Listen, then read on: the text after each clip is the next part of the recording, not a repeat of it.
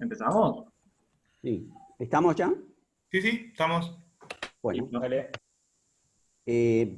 buenas tardes a todas y todos. Mi nombre es Guillermo Gigliani. Soy, junto con Vladimiro Torres y Gonzalo Carrera, uno de los expositores del taller de Keynes, que vamos a dar en 3 sesiones sucesivas, este viernes y los 2 viernes siguientes. Este taller está organizado por la Escuela de Economía Política de la UBA, que tiene una larga tradición en dar cursos, talleres, mesas redondas, ciclos de debate de economía crítica. Y esto lo hacemos tanto docentes o quienes hemos sido docentes de la UBA como estudiantes. Este es nuestro primer taller del año. Pensábamos hacerlo en forma presencial, pero la pandemia nos obliga a que tengamos este tipo de encuentro, que pensamos repetirlo en varias ediciones más con otros temas. La Escuela de Economía Política es una organización independiente, reitero, de docentes y de estudiantes, que viene a llenar un hueco en la Universidad Argentina y concretamente en la carrera de Economía de la Universidad de Buenos Aires, orientándose a discutir y debatir autores críticos y temas críticos que rara vez entran en la currícula oficial. Somos parte de la Sociedad de Economía Crítica, que está organizada en todo el país y que edita una publicación académica, que son los Cuadernos de Economía Crítica, cuyo número 12 acaba de publicarse. Y los integrantes de la Sociedad de Economía Crítica nos reunimos anualmente, por lo menos en 2 ocasiones, pero en una de ellas es una de carácter académico, que son las Jornadas de Economía Crítica. Las Jornadas de Economía Crítica del 2020 se iban a celebrar en Mar del Plata en septiembre. Por razones de la pandemia fueron suspendidas, pero esas jornadas las vamos a hacer en forma virtual. Las estamos organizando y, por supuesto, abrimos la participación a todos ustedes, quienes van a recibir las modalidades con que pensamos hacer esta jornada virtual de economía crítica.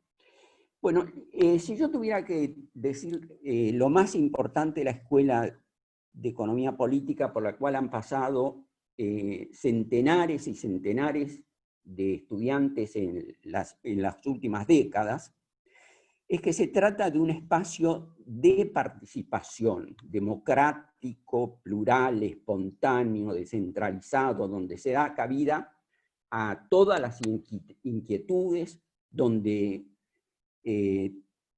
tratamos de organizar la mayor cantidad de eventos que se nos proponen. Recientemente hemos tenido la propuesta de un taller de macroeconomía del desequilibrio que trataríamos, keynesiana del desequilibrio, que trataríamos de concretarla este año. También nosotros les adelantamos que tenemos pensado talleres similares a este de Kalecki y de Marx. También pensamos concretar próximamente. Bueno, el taller de Kalecki para nosotros tiene una significación especial porque Kalecki murió en 1970, es decir, este es el 50 aniversario de la muerte de Kalecki.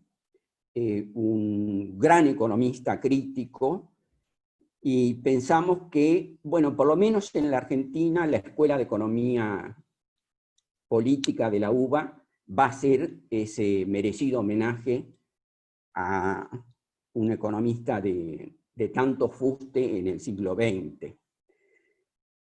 Y también un taller de Marx.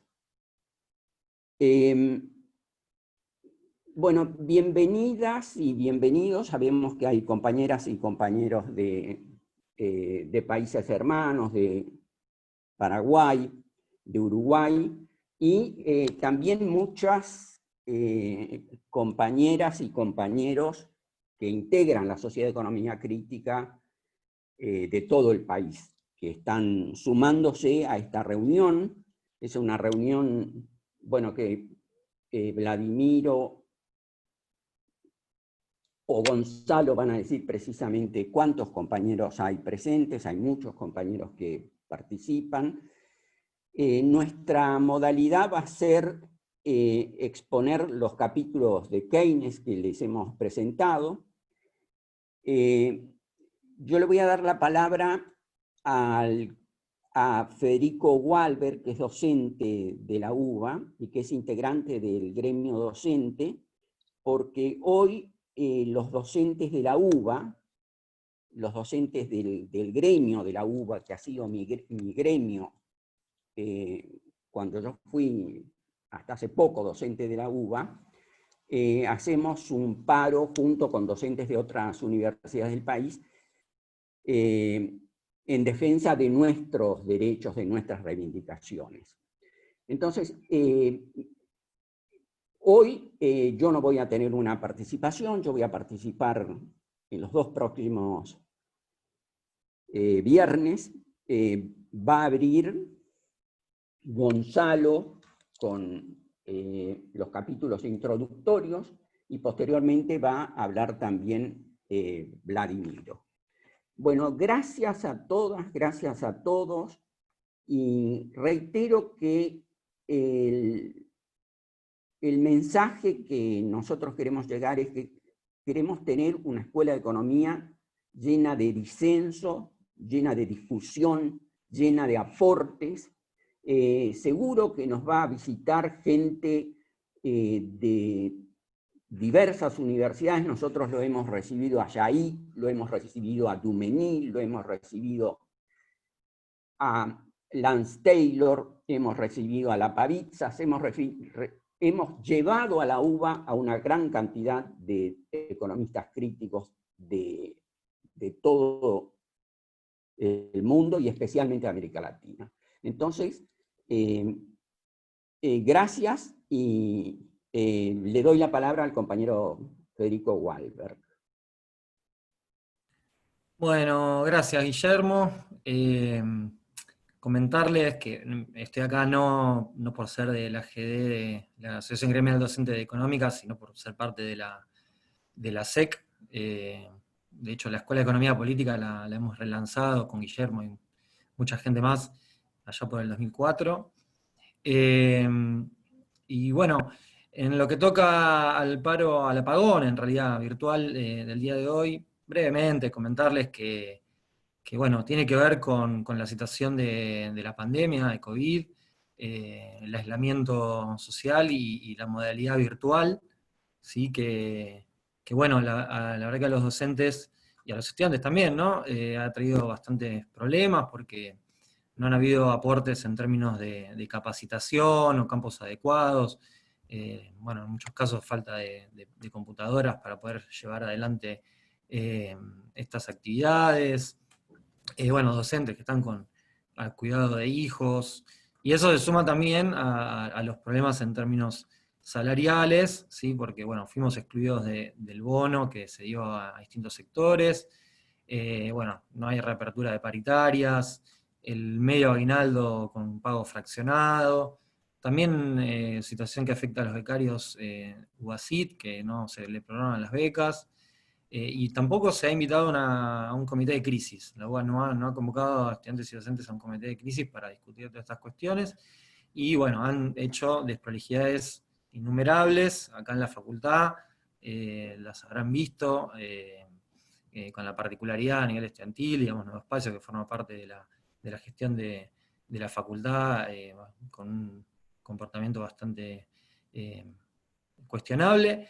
Pero bueno, nada, sepan que existe este espacio, es importante que se acerquen, si están como estudiantes, ayudantes, que se contacten con la GD o docentes que estén participando hoy de esta actividad, también que nos escriban.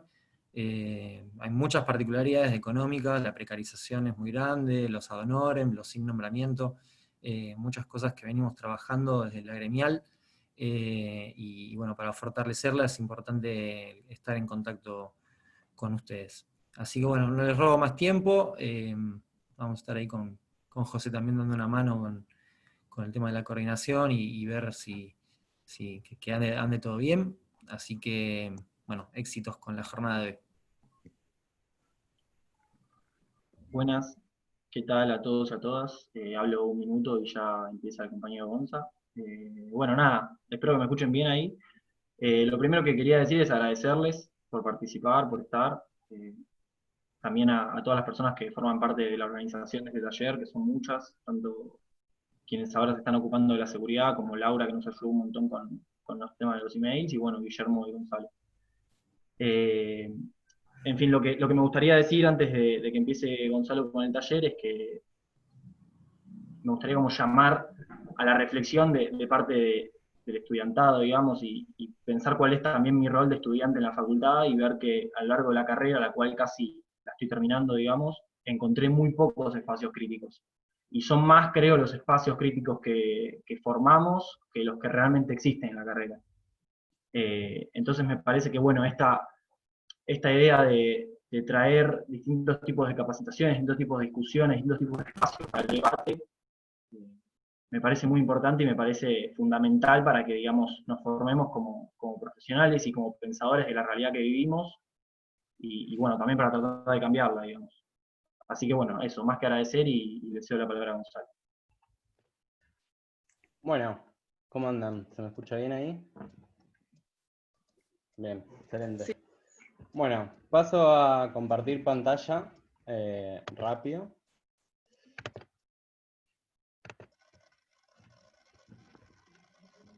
¿Ahí se ve? Vlad, Sí. hacemos así. Excelente. Listo. Bueno, presentación. Bueno, un poquito para ir arrancando con el curso. La idea, ya comentaron un poco la estructura del encuentro de hoy. Primero, nos parecía que estaba bueno hacer un breve repaso sobre todo el contexto histórico, político, social, económico, el contexto teórico, inclusive, ¿no? Las discusiones que se daban en esa época, que fomentan a Keynes a escribir la teoría general, para ir repasando un poco lo que es el prefacio, el capítulo 1, el capítulo 2 y el capítulo 10. En ese sentido nos parecía, pensábamos que estaba bueno, como Keynes es un ejemplo muy acabado de su época, ¿no? Generalmente en la facultad solemos estudiar lo que implicó la crisis del 30 para la economía, para el sistema capitalista en su conjunto, para las formas de producción, etc. Pero quizás está bueno, es muy difícil entender a Keynes sin comprender un poco qué discusiones se daban, en qué situaciones estaba la economía en el mundo. En ese sentido, tenemos por un lado una situación donde la crisis del año 30, ¿saben? Ahí está. La crisis del año 30 provoca, es resultado de un montón de situaciones que, bueno, a lo largo de la carrera las estudiamos bien, pero quizás está bueno ver qué pasa previamente, ¿no? La crisis del 30, que transforman la forma de producción del capitalismo y que también tienen estas diferencias que nosotros lo vamos a ver a lo largo del curso entre la escuela más clásica, si se quiere, en términos de Keynes, o la escuela marginalista, como la solemos ver en la facultad, con respecto al keynesianismo como corriente teórica.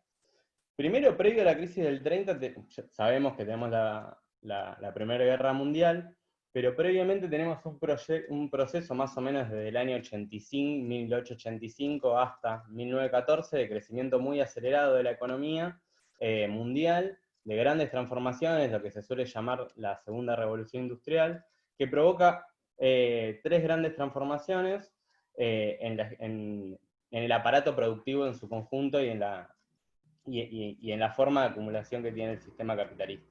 En ese sentido nos parecía que estaba bueno mencionar 3. Por un lado, lo que es los mayores niveles de organizaciones sindical, que se expresan en el crecimiento de los partidos laboristas, que se expresan en niveles mucho más altos de sindicatos presionando por los salarios, que van a influir bastante en los modelos que vamos a estudiar.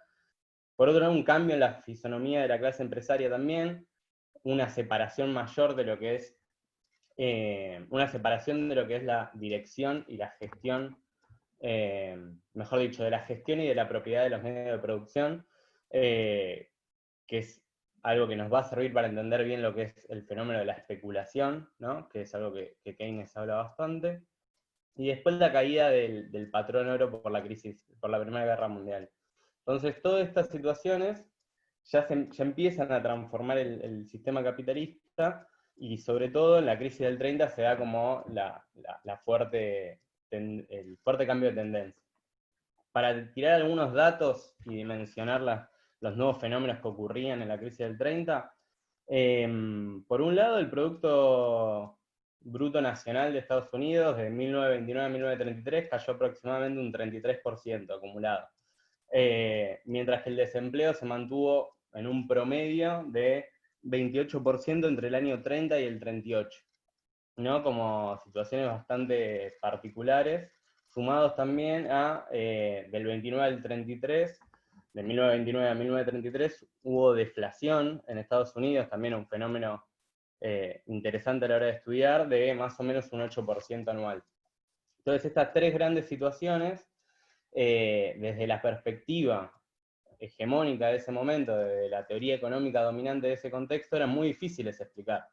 Lo que en ese contexto reinaba en la economía eran modelos y explicaciones que no podían explicar desequilibrios tan constantes en algún punto, o crisis tan extendidas, o desempleos masivos con tanto tiempo prolongado, o la deflación misma.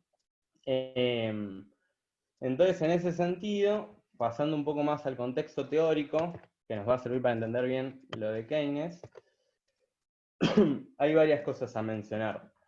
Primero, esto que decía, la escuela dominante en ese contexto era la escuela marginalista, ¿no? Lo que también se le puede decir neoclásicos, lo que solemos ver en la facultad como los modelos de equilibrio general o de equilibrio parcial, que es sobre todo con quienes discute Keynes. Ahora vamos a ver bien con quienes más discute, pero en términos generales estaba bueno mencionar eso, ¿no? Era la escuela dominante eran las teorías del equilibrio general, o del equilibrio parcial, de la escuela marginalista, donde Keynes se forma, ¿no? En la escuela en Cambridge, se forma con Marshall como su docente, y él mismo, cuando escribe la teoría general, es un poco un resultado, un proceso también personal de decir, che, todo esto que estudié en la universidad efectivamente no está sirviendo para comprender los nuevos fenómenos que están ocurriendo en la realidad. Entonces hay un proceso también personal, que ahora lo vamos a ver en el prefacio, y que lo vamos a ver en el primer capítulo inclusive, de decir, bueno, hay que discutir, necesito discutir, dice Keynes, con estas ideas que yo mismo fui tomando, y que en algún punto no le estaban sirviendo para entender la realidad. Y pasando un poco a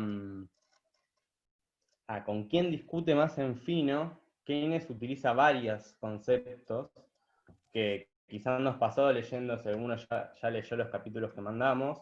Él habla de los clásicos, ¿no? También por momentos habla de la ortodoxia, o por momentos habla de la teoría tradicional. Sobre todo es una discusión centrada con la escuela marginalista, como decía, con Marshall también, pero dentro de los clásicos él mete todo, mete más que la escuela marginalista, mete también a Ricardo y en algún punto considera que la escuela marginalista es una continuadora de Ricardo, pero su discusión contemporánea se centra en la discusión con Marshall, con el profesor Pigou, como le dice, con Edgeworth, de la caja de Edgeworth que solemos ver los modelos de equilibrio general en microeconomía, con Mill.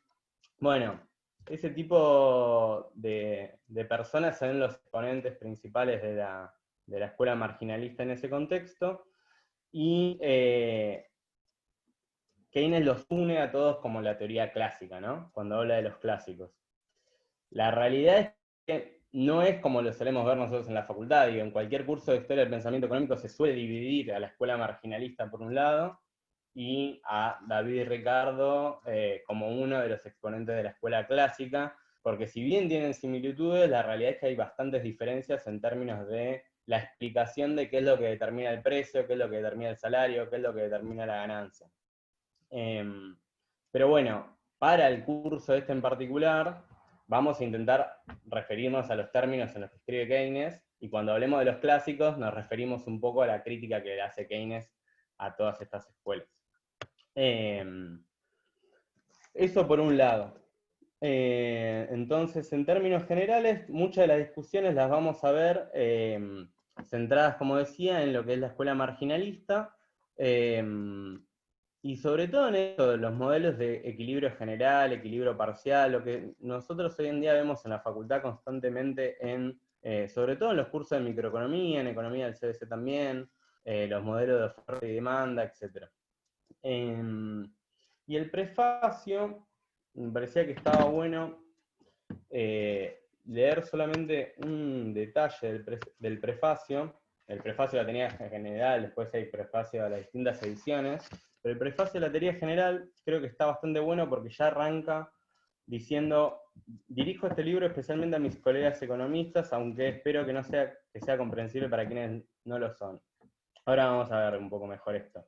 Pero sobre todo lo más interesante me parece la frase siguiente que dice: su principal objeto es ocuparse de las difíciles cuestiones de la teoría y solo secundariamente de sus aplicaciones prácticas, porque si la economía ortodoxa está en desgracia, la razón debe buscarse no en la superestructura, que ha sido elaborada con gran cuidado por lo que respecta a su consistencia lógica, sino en la falta de claridad y generalidad de las premisas.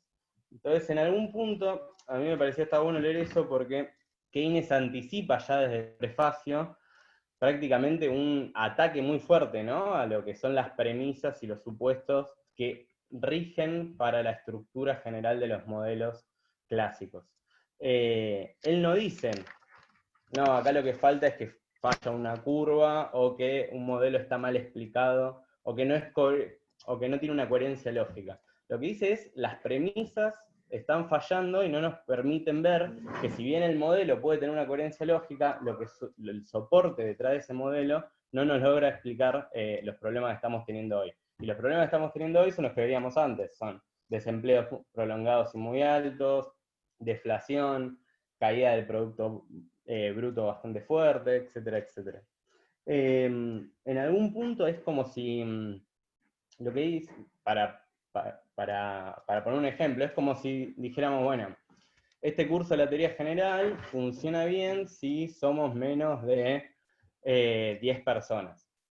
Y ahora estamos siendo 100, digamos, entonces no podemos decir que funciona bien. Tenemos que pensar una nueva teoría para explicarlo. Si a mí el supuesto que tenía me está diciendo que en determinadas ocasiones este modelo funciona, no puedo aplicar ese supuesto para otros casos que no son exactamente iguales. No sé si me explico, pero un poco para bajarlo un poco al llano, me parecía bueno eso. Ya desde el prefacio él dice, acá pasa algo con las premisas, que es el principal problema.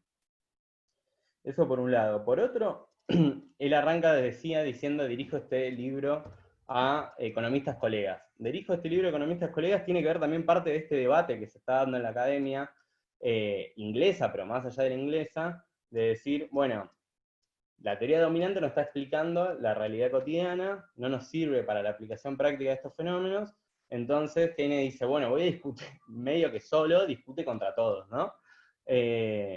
O contra buena parte en realidad, obviamente no que todos, porque también tenía un montón de colegas con él escribiendo la teoría general, etc. Pero su tarea en algún punto dice, en una parte del prefacio, es primero convencer a los economistas y después al público. Buena parte de eso tiene que ver, me parece, con las dificultades que uno se encuentra al leer la teoría general, las dificultades teóricas, algebraicas, etcétera, etcétera, que muchas veces nos genera confusiones. Y después lo otro interesante me parece que es que él admite en el mismo prefacio un espíritu crítico, ¿no? Como que dice, bueno, yo mismo defendí estas ideas y ahora las ataco. Creo que en esas palabras exactamente. Un espíritu crítico que es poco visto de un economista que diga, che, mirá, la verdad que le repifié y ahora necesito reconstruir una teoría porque la verdad que con lo que estudié, enseñé y defendí no me está sirviendo. Nada, yo por lo menos me parece que es bastante interesante resaltar eso, ¿no? Como el espíritu crítico y autocrítico de las posiciones que no son habituales en nuestra disciplina, la verdad, y que está bastante bueno. Eso por un lado. Después, pasando a libro primero.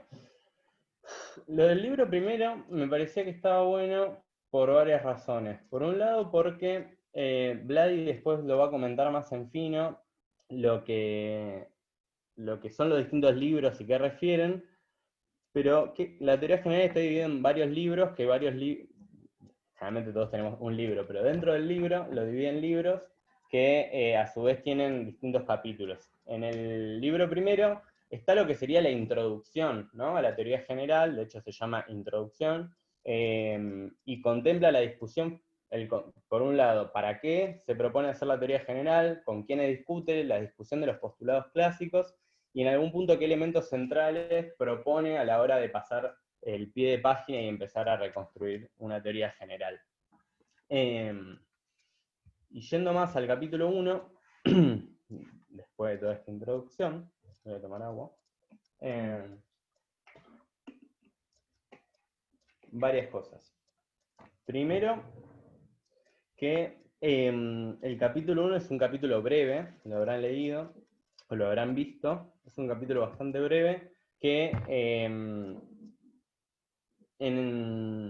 uno dice, bueno, ¿por qué un capítulo para un párrafo tan corto? Yo creo que está bueno leerlo varias veces, por más que sea corto, porque nos permite ver distintas cuestiones. Por un lado, ya él anticipa en ese capítulo, en ese párrafo, que la teoría general que él propone viene a discutir con una teoría que es aplicable solo a un caso particular, que es la teoría clásica. Él dice, después voy a leer una nota al pie de página que está interesante, pero él dice, la teoría clásica es aplicable a un caso particular y supone que el caso extremo, supone un caso extremo de todas las posiciones de equilibrio, ¿no? Lo que está diciendo es que lo que veíamos antes, que generalizar la teoría clásica como si fuese un caso que se aplica a todos las situaciones cotidianas, puede ser un problema, y es el problema de las discusiones que estaban viendo en esa época. Y también dice, o sea, quizá para agregarle a lo que dice en realidad, ese caso particular, que ese caso extremo, que es la teoría clásica, es el caso donde se da una plena ocupación de todos los bienes y servicios colocados, ¿no? La idea de plena ocupación es algo bastante interesante para pensar en la escuela clásica, porque es algo que fundamenta todas las teorías de la escuela clásica, no solamente el mercado de trabajo, que es lo que nos vamos a centrar ahora en un par de diapositivas, sino también el conjunto de las teorías, la teoría monetaria, la teoría del interés, etc. Entonces, dicho esto, un poco esta idea de que el caso extremo, el caso particular de la teoría clásica es el sostén de toda la estructura. Y ese sostén es la plena ocupación de todos los bienes y servicios. Después, por otro lado, también resalta esto de que supone un caso extremo de todas las posiciones de equilibrio. Las composiciones de equilibrio, yo por lo menos lo que entiendo, que me parece interesante, es que él dice que inclusive, que después lo vamos a ver, la situación de desempleo, por ejemplo, es una situación que se considera dentro de las situaciones de equilibrio, ¿no?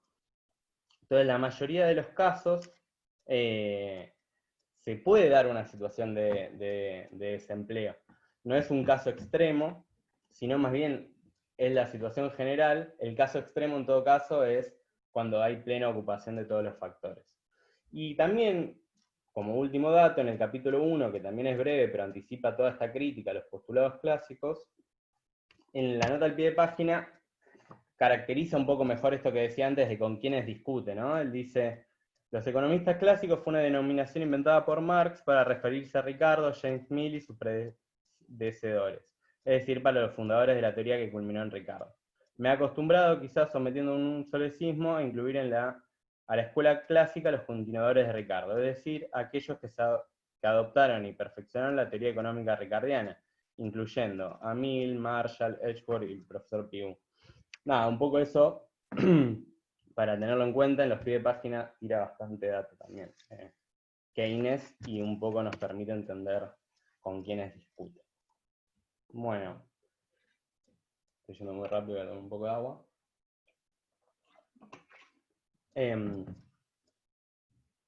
Bueno, eso por un lado. Ahora vamos a pasar al capítulo 2, que es un poco más largo, y para mí bastante más interesante, porque todo esto que decía antes de que Keynes dice, bueno, la estructura de argumentación, cómo se configura la teoría clásica, tiene un problema en las premisas y no en la coherencia lógica. Entonces, para cuestionar el modelo hay que ver qué postulados hay detrás de ese modelo, qué supuestos, para qué situaciones nos sirven, y pensarlo como un caso particular, no generalizable a todas las situaciones cotidianas. Entonces, en ese sentido dice, bueno, vamos a ver los dos postulados fundamentales del empleo clásico, del mercado de trabajo clásico. Y a partir de ver esos dos postulados claves, hay que desengranarlos, ver qué hay detrás, ver para qué situaciones nos sirven, y ver realmente su aplicabilidad práctica, ¿no? En ese sentido,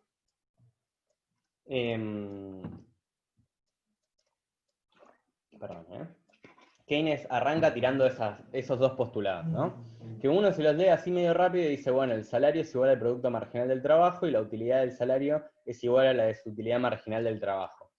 Son conceptos que quizás para los y las que estudian economía pueden estar incorporados, pero yo por lo menos tengo que leer 25 veces utilidad del salario igual a desutilidad marginal del trabajo para entender bien a qué se refiere. Tengo que pensar, para ver si la utilidad es igual a la desutilidad, como es medio confuso. Entonces me parecía que estaba bueno ir un poco más a fondo para terminar de entender bien eso, que me parece que es lo más confuso quizás del segundo capítulo, para entender un poco mejor la crítica a las premisas que hace Keynes.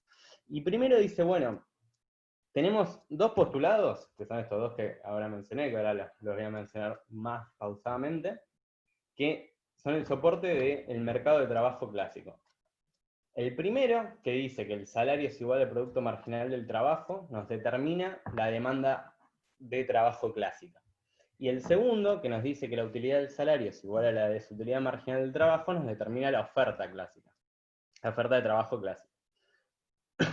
¿Qué significa el primero? ¿Qué significa que el salario sea igual al producto marginal del trabajo? Significa que los que demandan trabajo, las y los que demandan trabajo, las empresas, en función de que lo que le aporte del producto marginal del trabajo, es decir, de cuánto varía la cantidad producida de un bien cuando aporta una unidad más de trabajo, eso tiene que estar igualado al salario para poder demandar trabajo. Esto significa que dado un stock de capital fijo, ahora vamos a ver algún ejemplo para entenderlo más porque sigue siendo confuso, dado un stock de capital fijo, es decir, yo no puedo variar mi capital, vamos a suponer que mi capital es una computadora, yo tengo una computadora donde trabaja una persona. Bueno, si quiero incorporar más trabajadores a esa producción y no puedo aumentar la cantidad de computadoras, voy a tener, por ejemplo, si tengo un trabajador y una computadora, si quiero aumentar la cantidad de trabajadores, voy a tener 2 trabajadores y una computadora. ¿Cuánto le aporta a la producción ese trabajador que incorporé? Bueno, a medida que voy incorporando más trabajadores, la productividad marginal desciende.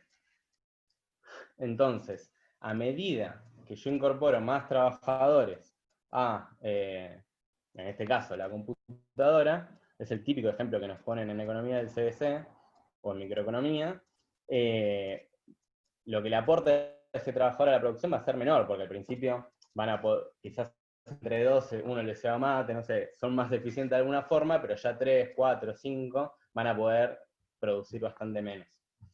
Entonces, en ese punto es que la demanda de trabajo va a tener una pendiente decreciente, porque a medida que incorporo más trabajadores a la producción, lo que aporte ese trabajador a la producción va a ser menor, si tengo el stock de capital fijo, si no compro más computadoras, ¿no? Entonces, lo que aporte ese trabajador a la producción va a ser menor, entonces el salario real va a tener una relación inversa a el nivel de empleo. ¿Por qué? Porque el salario real es igual al producto marginal del trabajo, ¿no? Entonces, quizás es medio confuso esto. Keynes igualmente no se centra tanto en el primer postulado, sino que se centra más en el segundo. El grueso de su crítica es en el segundo, así que quería detenerme no tanto en esto, sino más bien en el segundo, que también es confuso, pero quizás vale la pena desarrollarlo un poco más. Pero lo importante es que, lo que decía antes, que en el primero, la demanda de trabajo va a ser tal que el salario que le paguen a sus trabajadores va a ser igual a lo que ese trabajador le agrega a la producción. Dicho esto, el segundo postulado dice, bueno, la utilidad del salario es igual a la de su utilidad marginal del trabajo. Esto tiene varias cosas problemáticas. Por un lado, dice desutilidad marginal del trabajo, ¿no? Todo esto es la teoría clásica, ¿no? ¿Qué significa la desutilidad marginal del trabajo? Básicamente tiene varias cosas. Por un lado, que el trabajo se contempla como un sacrificio, algo que si leyeron a Marshall, en microeconomía en general lo vemos, ¿no? Como trabajar es desagradable, genera rechazo, y lo que me genera utilidad como trabajador, según esta escuela, es el salario, tener un ingreso por lo que trabajo. Entonces, lo que van a hacer los trabajadores es comparar permanentemente la utilidad que les genera el salario con la desutilidad que les genera trabajar. O sea, lo que me gusta trabajar con lo que me gusta tener un salario con lo que no me gusta trabajar, para ver cuándo ofrecen su trabajo y cuándo no. Como sabemos, los que ofrecen trabajo son los trabajadores, y los que demandan trabajo son los empresarios. A veces también es medio confuso, pero es importante que lo tengamos en mente para pensar que un poco una de las claves de la oferta de trabajo clásica es que los agentes son maximizadores, como vemos siempre en microeconomía. Los agentes maximizan permanentemente sus beneficios, que en este caso buscan un nivel de salario que les genere la suficiente utilidad como la desutilidad marginal que les genera el trabajo. Entonces, lo que dice un poco esta escuela es, un trabajador arranca su jornada laboral, por ejemplo, la primera hora de jornada laboral, con una utilidad del salario alta y con una desutilidad marginal del trabajo baja, porque uno arranca trabajando la primera hora y la realidad es que no lo desgasta tanto, no le es tan desagradable trabajar como si a medida que va pasando el día, que uno se va agotando más. ¿Hasta cuándo? Hasta que en el margen, hasta que en un momento esa utilidad que me genera el salario y esa desutilidad marginal que genera el trabajo se igualen. Y en ese punto, los agentes maximizadores van a comparar, van a ver, y en ese punto van a ofrecer, con esa utilidad que genera el salario, su trabajo, ¿no? Dicho esto, esta es la argumentación teórica de por qué la oferta de trabajo clásica, que es la más cuestionada por Keynes, insisto, tiene una relación directa con el salario real. Es decir, cuando aumenta el salario real, va a haber más trabajadores que se vuelcan al mercado de trabajo, como en cualquier mercado de oferta y demanda que vemos. Si el precio de los chocolates aumenta en el mercado de chocolate, va a haber más oferentes que quieran vender chocolates. En el mercado de trabajo lo mismo, porque funciona con las leyes de equilibrio parcial y equilibrio general que tienen estos modelos. Entonces, cuando aumenta el salario real, van a haber más trabajadores que se vuelquen al mercado a ofrecer su fuerza de trabajo, pero cuando hay menos salario real, cuando cae el salario real, y esto es lo más problemático, los trabajadores se irían del mercado laboral. Es decir, si tenemos un salario real vigente y de repente baja, lo que propone la teoría clásica es que los trabajadores dejen de ofrecer su fuerza de trabajo y no quieran salir a trabajar, y es ahí que lo justifican con el concepto de desempleo voluntario. Ahora vamos a ver bien. Eso no quiero anticiparme tanto, pero lo central, acá hice un breve gráfico, no se asusten, pero quizá para entender un poco esto, ¿no? Cómo funciona. Yo lo que decía es, este modelo es un modelo de equilibrio marginalista, que a partir de los dos postulados que bien plantea Keynes, determinan la curva de demanda y de oferta de trabajo, y que tenemos un punto de equilibrio, como en todos los mercados, donde L sub 0 y W sobre P sub 0 determinan L es el empleo, W sobre P es el salario real, y tenemos un punto de equilibrio entre ambas dos. Pero lo que pasa es que puede darse una situación en donde el salario real vigente sea mayor a el salario real de equilibrio, este W sobre P1, ¿no? Y frente a esa situación pasan varias cosas. Si tenemos un salario real mayor al del equilibrio, las mismas fuerzas invisibles del mercado, según la teoría clásica, van a presionar a encontrar un punto de equilibrio donde no exista desempleo. ¿Por qué? Porque acá en el punto donde W sobre P1 iguala a la curva de demanda de trabajo, vamos a tener desempleo, ¿no? Entonces, frente a esa situación, está bueno ver que lo que propone la escuela clásica frente a eso es que cuando tenemos un salario real mayor al del equilibrio, el salario real comienza a descender.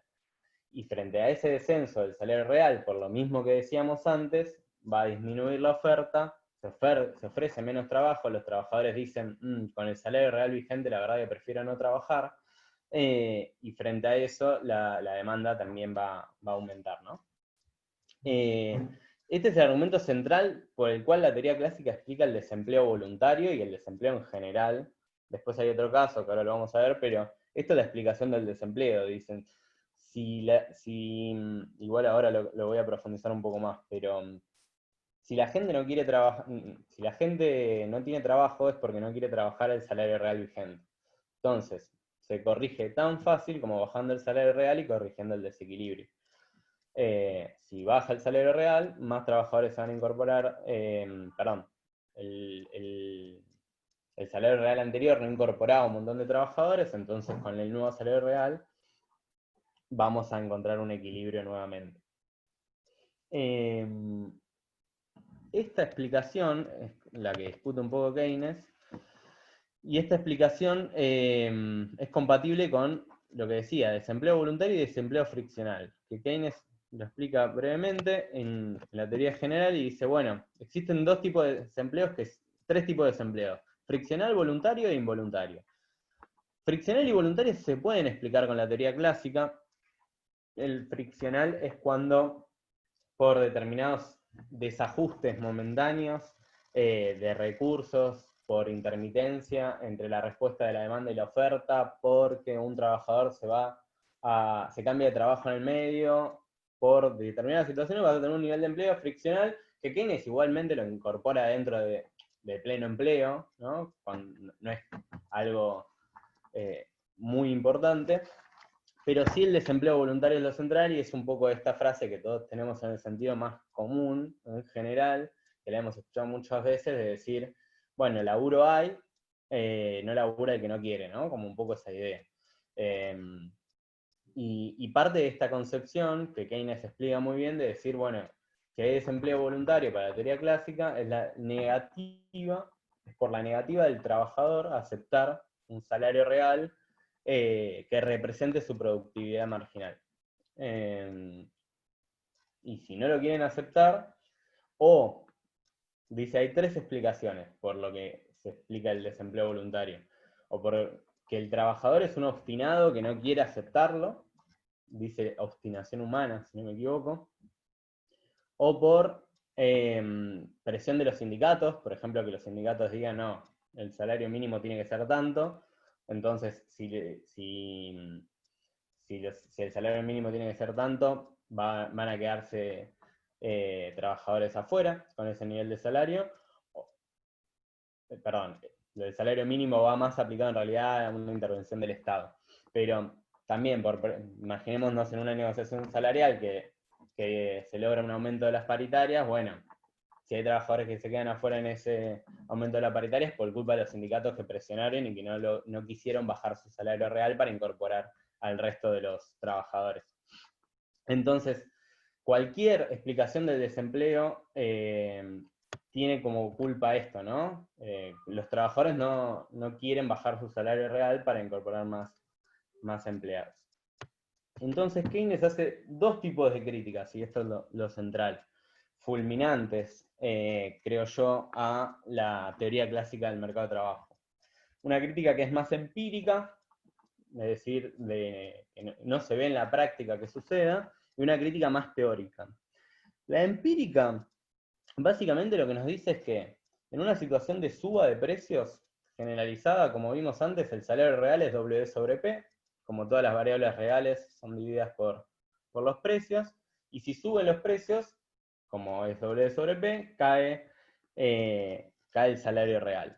Entonces lo que dice Keynes es, si se da un aumento generalizado de los precios en una economía, una situación de inflación, por ejemplo, los salarios reales van a caer, pero la realidad es que en la práctica no aplica que cada vez que hay un aumento generalizado de precios, un montón de trabajadores en masa, creo que dice, si no me equivoco, se van del mercado laboral y dicen, no, con este salario real nuevo no quiero ofrecer mi fuerza de trabajo.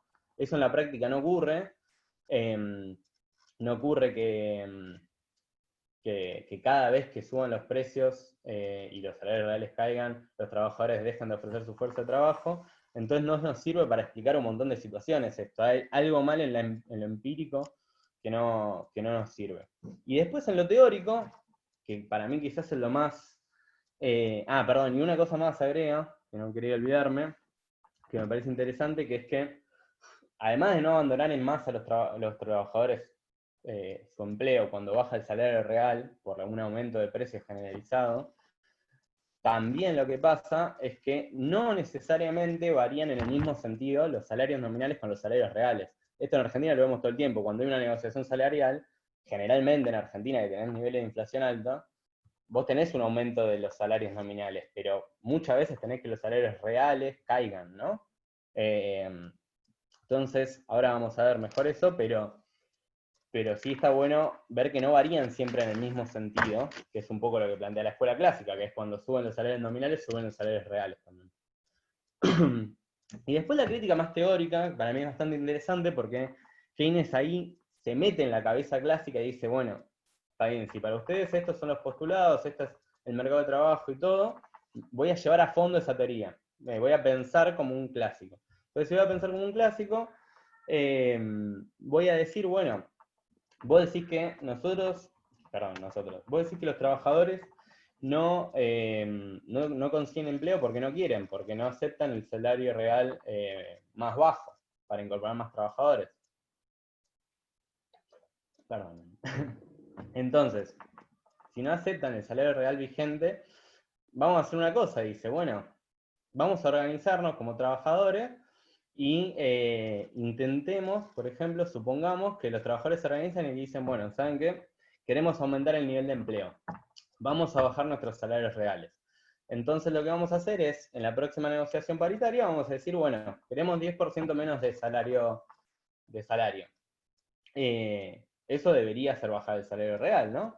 Pero basándose en la teoría clásica, él mismo llega a la conclusión de que eso no va a modificar el salario real. ¿Por qué? Porque si todos los trabajadores se organizan y dicen, bueno, vamos a bajar un 10% nuestro salario nominal, la misma teoría clásica, cuando Marshall sobre todo explica la formación de precios en una economía, dice, bueno, hay un determinante clave de la formación de precios que es el costo marginal, que es los costos de producción, y el salario es parte de ese costo de producción. Entonces, si estás abaratando un costo, si estás abaratando el salario, que es parte de un costo, lo que va a terminar haciendo que los trabajadores decidan bajar sus salarios es que bajen los precios también. Casi en la misma proporción, porque Keynes plantea así, casi en la misma proporción, digamos, si baja un 10%, supongamos que baja un 10% de los salarios nominales, el costo marginal que tienen las empresas para producir también va a bajar 10%, por lo tanto los precios van a bajar 10%, por lo tanto el salario real se va a mantener constante, digamos, si es W sobre P y W baja un 10% y P también baja un 10%, queda igual.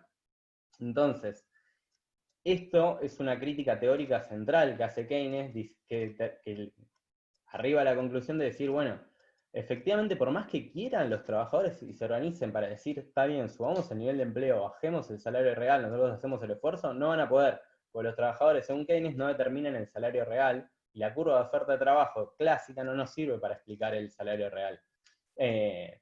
Para explicar el salario real vamos a tener que ver un montón de otras variables, que en el curso lo vamos a ver cuando veamos en el tercer encuentro el capítulo 19 seguro, pero a lo que voy es que es central que no existe una forma automática de llegar al equilibrio. Lo que veíamos acá, en las curvas anteriores, es que por más que los trabajadores quieran bajar su salario real, no van a poder. Por esto que decía, porque el salario es parte de un costo, según la teoría clásica, inclusive poniéndose en los zapatos de la escuela clásica, no van a poder bajar el salario real para aumentar el empleo. Entonces, Keynes en algún punto destroza estas curvas, ¿no? Como que dicen, no nos sirven estas curvas de oferta y demanda de trabajo. Necesitamos ver otras variables y que en algún punto, decía que las vamos a profundizar después, pero que también en algún punto es un problema cuando muchas veces en los cursos de macroeconomía, sobre todo, solemos ver una interpretación más de la síntesis neoclásico keynesiana del libro de Keynes, sino a Keynes directo, a vivo, como obra original. Porque muchas veces en los modelos de mercado de trabajo se dicen keynesianos, pero suelen mantener esta estructura de curvas de oferta y demanda de trabajo. Porque muchos autores lo interpretan así. Yo creo que es bastante claro, como Keynes dice, bueno, si las premisas no me sirven, se desmorona toda la estructura, se desmorona toda la teoría y tenemos que pensar una nueva. Pensar una nueva implica que esta curva de oferta de trabajo que tanto cuestiona en el capítulo 2 no nos está sirviendo para explicar qué determina el nivel de empleo y qué determina el nivel de salario real. Entonces, esas son las dos principales críticas, tanto la empírica, de decir, bueno, si suben los precios en cualquier momento, los trabajadores no están discutiendo los salarios reales todo el tiempo, no es que cada aumento generalizado de precios ya los trabajadores se van del mercado laboral, y que en algún punto también Keynes en otra parte dice, los trabajadores no luchan por mantener su salario real. Los trabajadores en algún punto luchan por mantener su salario real relativo, su posición relativa en el mercado laboral. Yo por lo menos esa frase la entendí como decir, bueno, si efectivamente los trabajadores no pueden determinar su salario real y determinan su salario, pueden discutir su salario nominal nada más, pero el real no, por todo lo que vimos antes, cuando discuten su salario nominal, Keynes dice que es para mantener su posición relativa en función del grupo de trabajadores que pertenezcan. Entonces, si sos un aceitero, vas a pelear determinado salario real para mantener tu grupo, para mantener tu posición relativa con respecto a otros grupos, no sé, bancarios, por ejemplo. Por poner un ejemplo. Eso. Dicho esto, creo que ya contemplamos bastante todo. Sí. Bueno. Queda una cosa más. Esto que acá les puse como la teoría clásica no contempla el desempleo involuntario.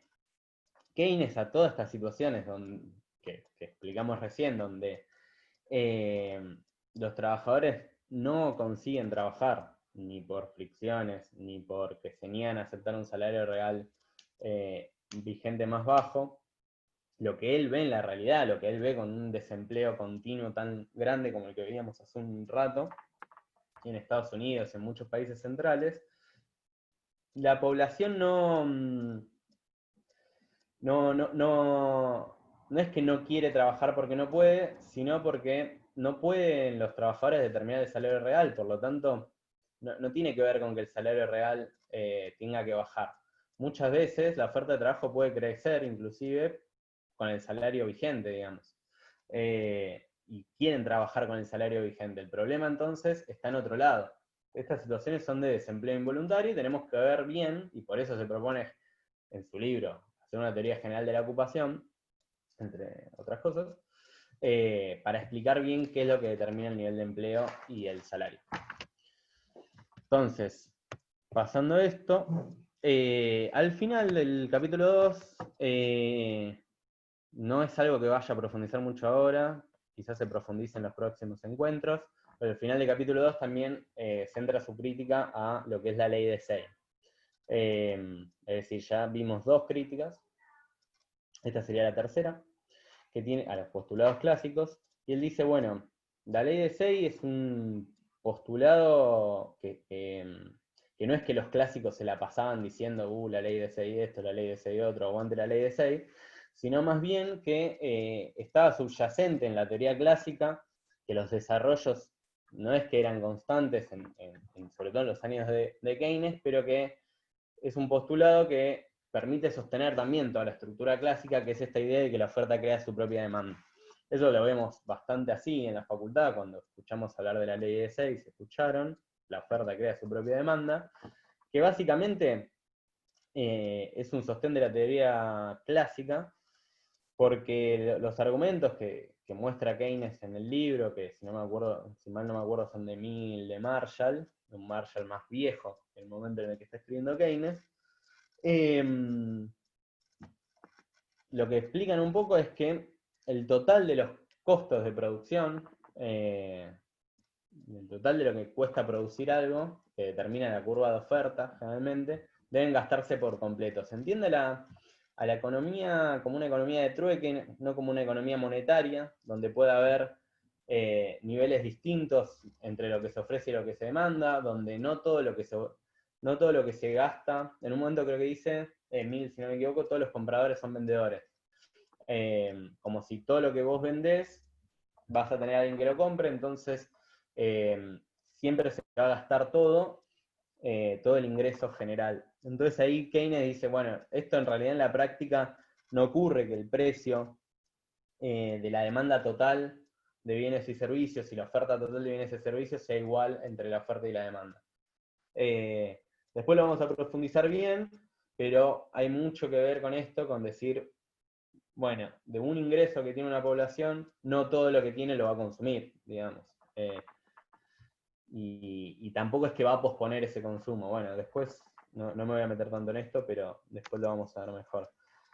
Lo central es que ya en el capítulo 2 anticipa un poco su crítica a la teoría, a la ley de Say, y que cierra un poco toda la crítica que hace a los 3 supuestos en el capítulo 2, que dice, bueno, estos 3 supuestos o se desploma uno o se desploman todos, digamos. Están todos muy relacionados, que el salario sea igual a la de su utilidad marginal de trabajo, que decíamos que era lo que explicaba la determinación de por qué los trabajadores ofrecen su fuerza de trabajo en el mercado laboral. 2, que no existe desocupación involuntaria. 3, que la oferta crea su propia demanda. Estos 3 supuestos, insisto, Keynes lo ve como parte de todo un esqueleto, como un Shenga, digamos, movés, un Shenga medio destartalado. Movés uno, se cae todo, porque está todo muy relacionado. Eso en términos generales.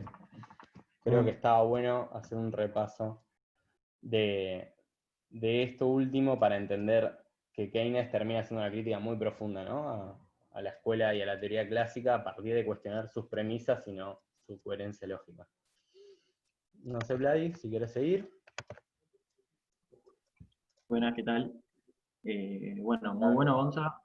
No sé si, nada, ahí pusimos por el chat que si alguien tiene alguna pregunta la puede ir dejando. Eh, y nada, si tienen alguna pregunta para Gonza, si quieren la pueden escribir ahora y después la vamos a ir contestando. A ver, bueno, ahí se ve. ¿Me escuchan bien, no? Supongo que sí. Bueno, nada, un poco González estuvo contando, digamos, cómo es la introducción de todo lo que viene al principio a contar Keynes, y habrán notado, digamos, que habla mucho sobre el mercado de trabajo, porque justamente, digamos, Keynes lo que está haciendo es crear un tratado de carácter general y que va a implicar cómo se determina la ocupación, digamos. Él lo que viene a llenar, y que específicamente lo dice, es que no hay estudios acerca de la ocupación, digamos, o no hay estudios profundos, digamos, se tomaron de forma muy rápida, por sentado, ciertos supuestos, y se cree que el mercado de trabajo funciona de una determinada manera que no se puede contrastar con la realidad. Entonces, bueno, también algo que les adelantó Gonza es que, digamos, la teoría general está dividida básicamente en 5 libros. Un poco lo que me parece copado hacer, más allá de que veamos cada capítulo en puntual, es contarles más o menos cómo es el desarrollo de la teoría general para que no quede, digamos, oculta alguna parte y que no se pierdan una parte de la historia, digamos. Bueno, en ese sentido, el primer libro empieza con el capítulo 1, como contó Gonza, que es, bueno, prepara a Keynes, que es lo que va a decir, digamos, prepara a los lectores y a las lectoras para lo que van a escuchar.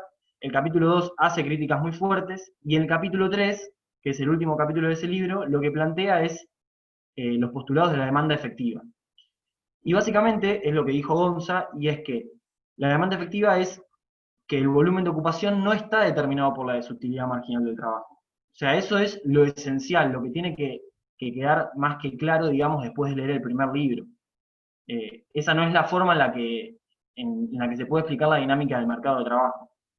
Entonces, bueno, después acá les anoto y les escribo en la presentación que, digamos, el libro segundo lo que intenta hacer, que son el capítulo 4, el capítulo 5, el capítulo 6 y el capítulo 7, es mostrar algunas definiciones y algunas ideas generales sobre qué es el ahorro, qué es la inversión, cómo operan estas dos en torno al ingreso, cómo es la producción, etc. Son más que nada algunas definiciones. Y digamos, después se pasa, digamos, a lo que es el libro tercero, y esto es lo que vamos a ver más en detalle, porque yo voy a explicar el capítulo 10, que es el que cierra el libro tercero. Digamos, acá es donde se explica un poco más qué es la propensión a consumir. Pero no solo qué es la propensión marginal a consumir, sino que en el capítulo 8 y en el capítulo 9 se explican aspectos más objetivos y más subjetivos respecto de por qué las sociedades consumen, qué implica el consumo en la sociedad. Se trata como de abordar más desde ese lado primero la temática. Entonces, primero, digamos, en el capítulo 8 detalla algunas cuestiones más objetivas sobre cómo se puede cuantificar el fenómeno, etc. Y en el capítulo 9, digamos, hace foco como en una discusión que tiene más que ver con las cuestiones psicológicas del consumo. Entonces ahí lo que hace Keynes un poco es sentar las bases para lo que después va a ser un desarrollo más puntual, que es lo que vamos a ver ahora, que es el capítulo 10, que es la propensión marginal a consumir y el multiplicador, digamos. Él hasta este momento les habló de la propensión a consumir, les habló de la propensión marginal a consumir, pero todavía no habló del multiplicador de forma tan detallada. Entonces, bueno, digamos, un poco siguiendo toda la línea, digamos, que venimos trayendo hasta acá, la idea es que en el capítulo 10 lo primero que va a decir, si lo leyeron lo pueden ver, apenas arranca, es la ocupación solo puede aumentar con la inversión, digamos. Y precisamente la relación que se puede observar entre una y la otra es el multiplicador. Es decir, Keynes lo que va a traer acá no es una cuestión individual de los trabajadores y las trabajadoras el hecho de ingresar al mercado de trabajo. Hay otras formas de estimular al mercado de trabajo para que pueda darse una dinámica con una desocupación más acotada, es decir, elevar la ocupación. Y piensen además lo que les contaba Gonza, digamos, que estábamos,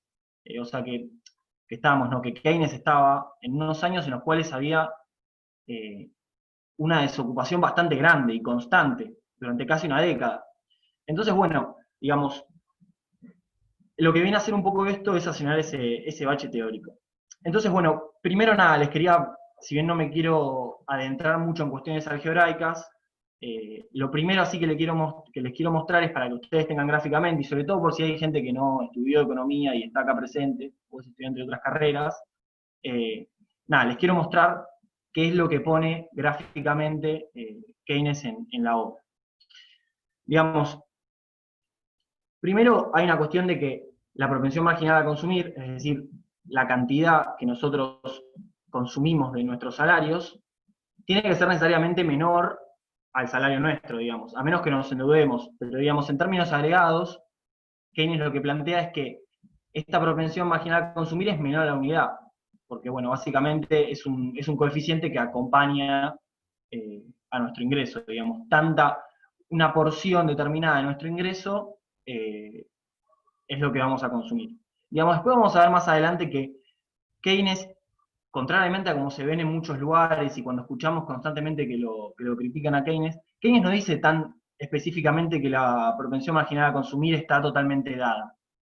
Habla de algunas diferencias al interior de la sociedad para la propensión marginal a consumir. No es lo mismo una persona con mayor poder adquisitivo que otra, en fin, eso lo vamos a ver un poquito más adelante. Pero bueno, se los voy dejando para que lo piensen.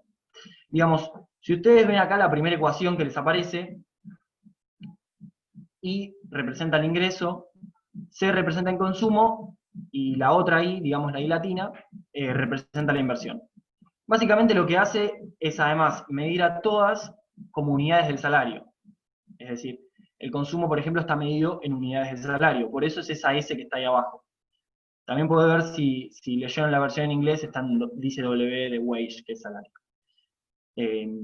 Pero bueno, digamos, conocerán o no, pero con algunas derivaciones algebraicas se llega a que la relación que se puede establecer entre I de ingreso e I de inversión es una relación que necesariamente tiene el multiplicador en el medio.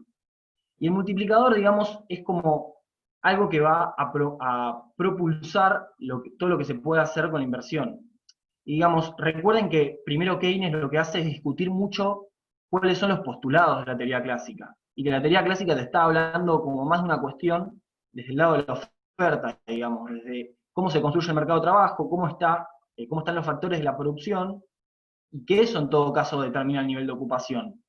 Digamos, fíjense que lo que criticaba Keynes, que mostraba Gonzalo, era esto de que, bueno, si quieren que aumente la ocupación, todos los trabajadores tendrían que disminuir su salario real.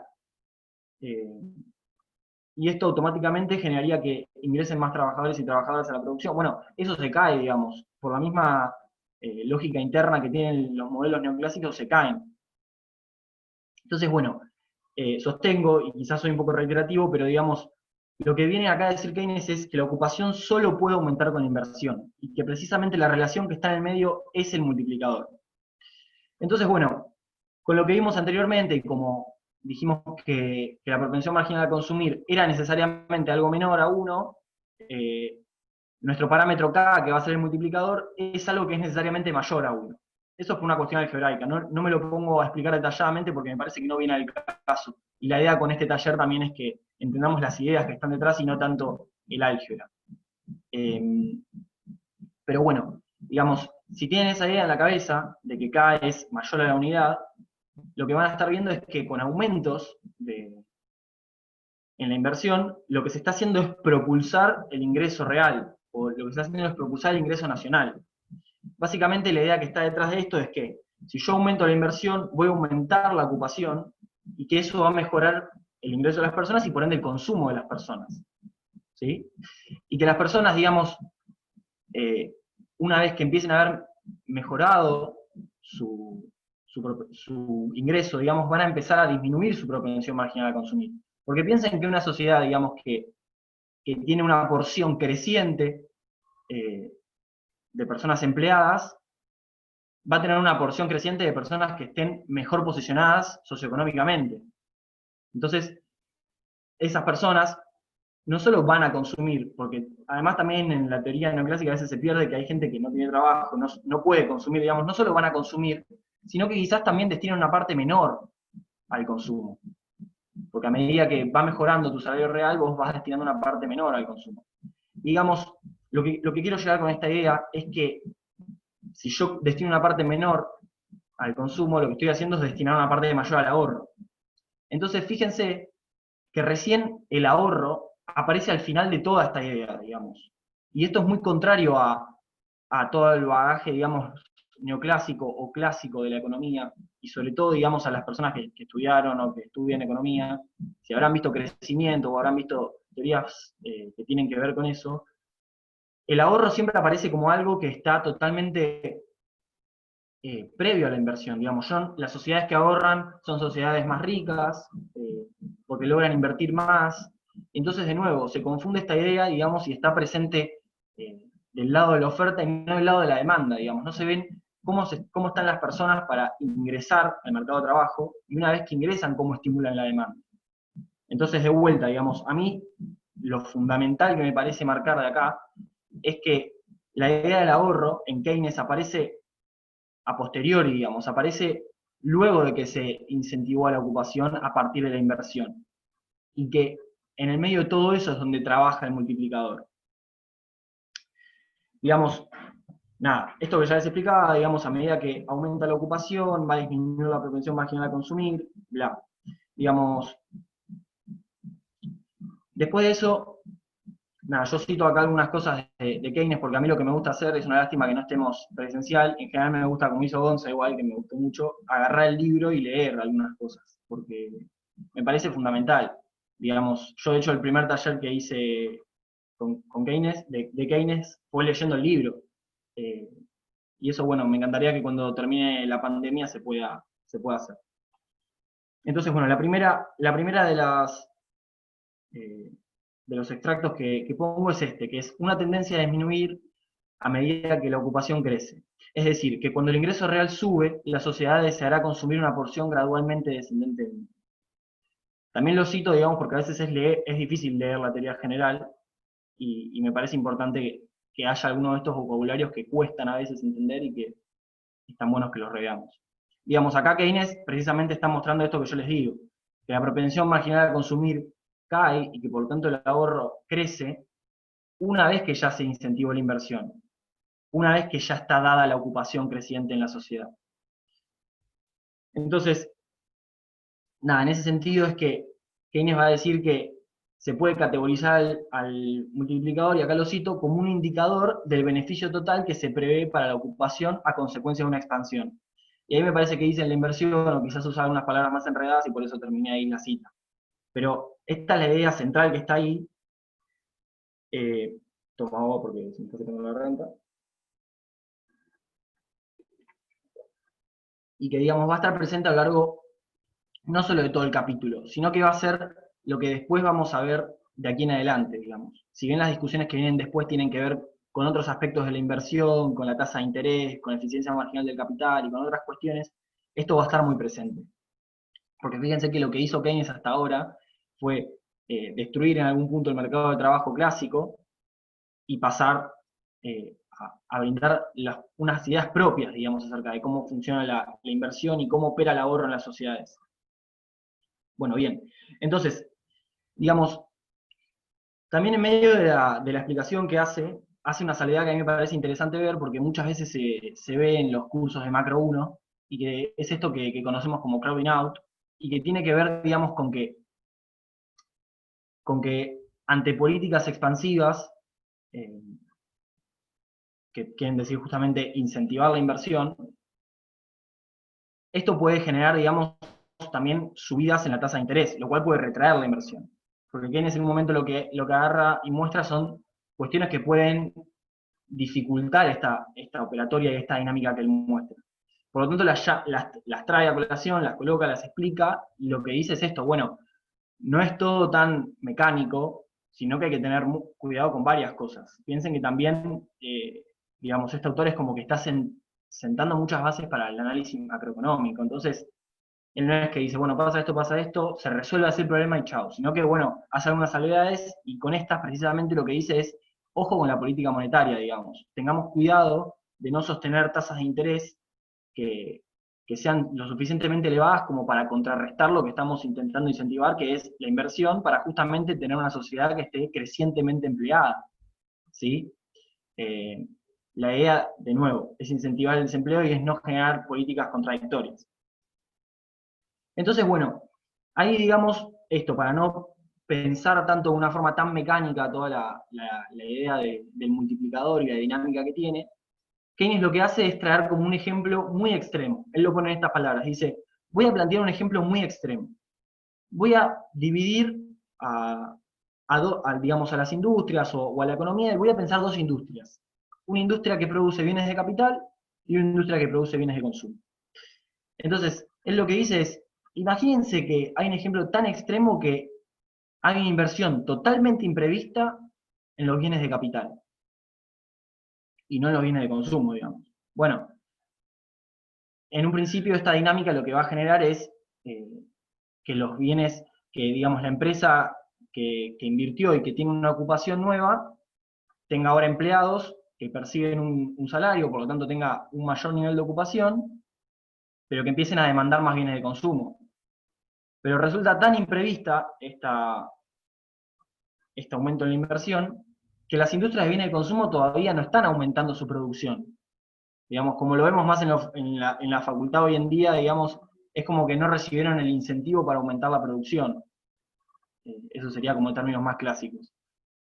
Entonces, en ese sentido, lo que Keynes muestra es que incluso esto puede ser algo que no sea tan inmediato. Digamos, que primero se dé un proceso donde esas empresas empiecen a disminuir sus existencias, empiecen a desacumular stocks, digamos, porque tengan stock de bienes de consumo, que empiezan a ver a la baja. Entonces eso, bueno, por un momento se pueden ver aumentados los precios, pero bueno, en algún momento la empresa se va a dar cuenta de esto y va a empezar a producir más bienes de consumo. La idea de esto, independientemente del ejemplo puntual, es que, digamos, tratemos de pensar a Keynes como un autor que no es que está planteando que el multiplicador funciona como la ecuación que yo les mostré anteriormente y que si aumentamos la inversión, aumenta la ocupación y punto.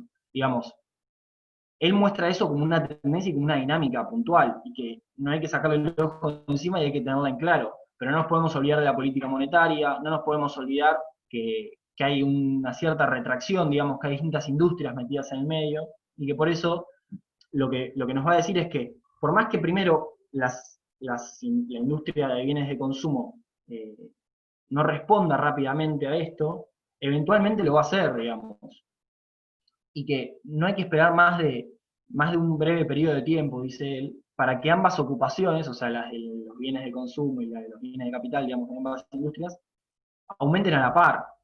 Entonces, con esto lo que quiere decir un poco Keynes es que, digamos, esto que les cuento, no es todo tan mecánico, no hay que esperar que sea automático el ajuste, pero no hay que sacar el ojo que esta es la forma de aumentar la ocupación. Que, digamos, con incentivos del lado de la demanda hacia la inversión es que vamos a reducir el desempleo. Digamos, también igual al mismo tiempo, Keynes dice que hay una limitación, porque recuerden que yo, y no me quiero adelantar tanto con esto, pero bueno, les estaba contando que al mismo tiempo que aumenta la ocupación, hay una disminución en la propensión marginal a consumir. Es decir, que el multiplicador también empieza a retraerse. Tiene una limitación esta dinámica que está explicando Keynes. Digamos, es difícil desaparecer el desempleo. Y de hecho Keynes al final va a hacer una salvedad importante sobre eso que me va a gustar marcar. Pero bueno, esta dinámica, digamos, lo que hace es marcar esto, digamos.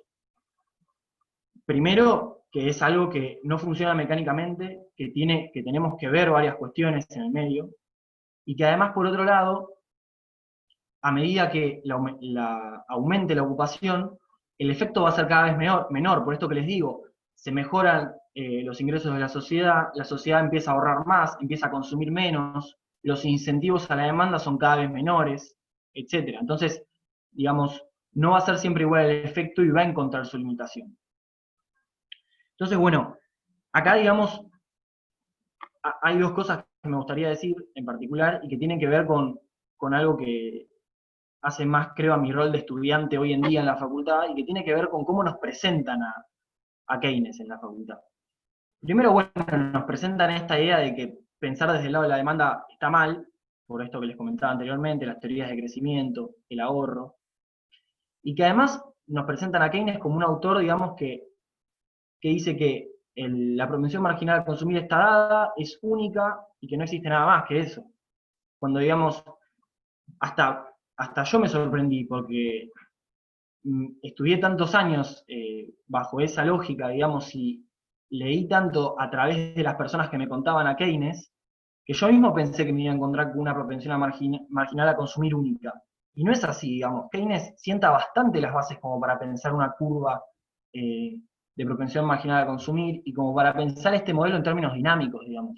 E ir un poco más allá de una propensión dada, sino que, bueno, pensar esto de cuáles son las limitaciones de esta dinámica, hasta dónde se puede llegar, hasta dónde no, cómo operan otras políticas. De hecho, hace algunas salvedades más, en las que tampoco quiero meterme tan de lleno, porque a veces también es medio enredado como escribe él, y tampoco quiero extenderme mucho en todas las salvedades que hace. Pero bueno, lo importante es eso, digamos, es pensar que tiene una limitación y que Keynes la marca, que no es todo tan mecánico como lo presentan siempre.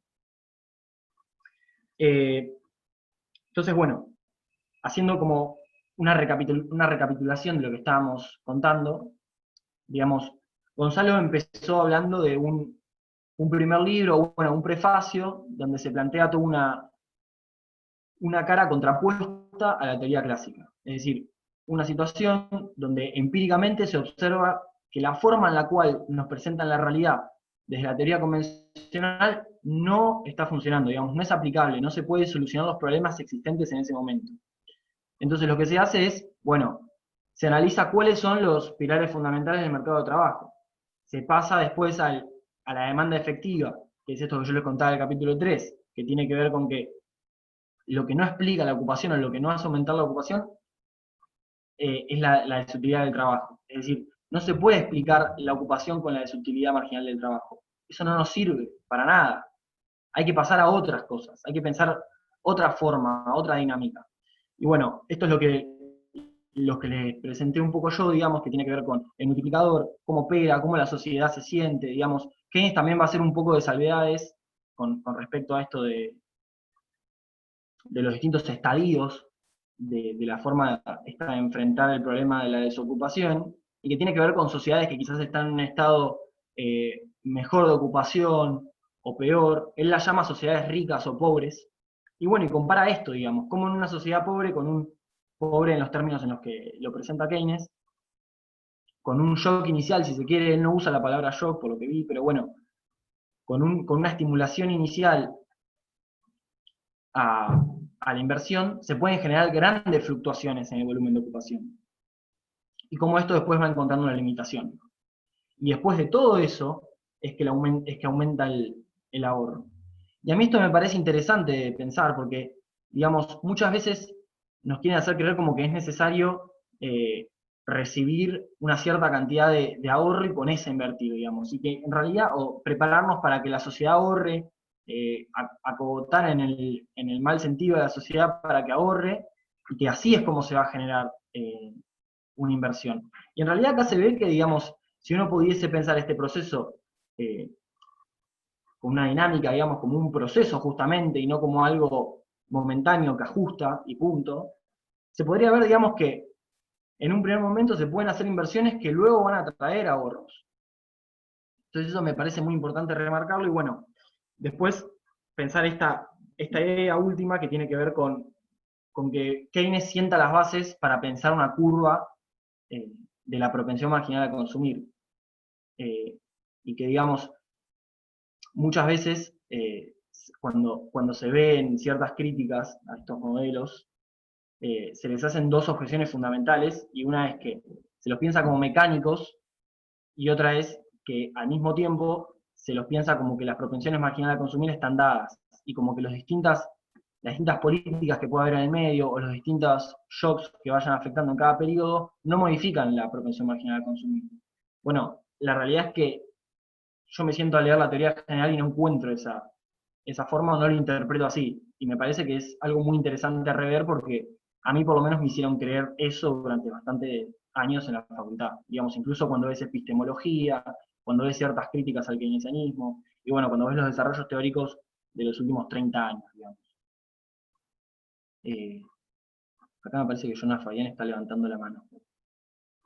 No sé si quiere preguntar algo. pero bueno, quizás fue un error. En fin, 2 participantes levantaron la mano. Bueno, si hay preguntas, ahora mi idea es dejar un espacio, digamos, para que estén. Pero bueno, cerrando, digamos, mi idea era que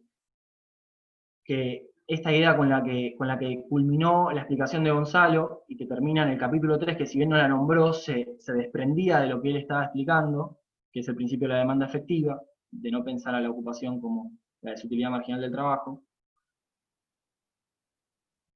encuentra como su punto de contacto con el capítulo 10, digamos, y se prepara para lo que, bueno, próximamente vamos a ver en el segundo encuentro, y que tiene que ver con otros aspectos de la inversión, que es algo que ya les adelanté antes, pero que es la eficiencia marginal del capital, la tasa de interés, cómo opera, digamos, seguido de eso vamos a dar la preferencia por la liquidez, etcétera, y bueno, en la última clase vamos a ver un poco cómo se determinan los salarios y otras cuestiones eh, más monetarias, digamos, que van a ser muy interesantes.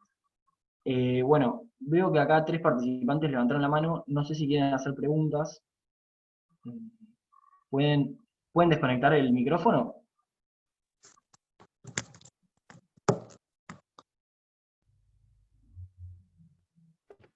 Si no, ahí por el chat quizás hay alguna que otra. Fíjate, A ver.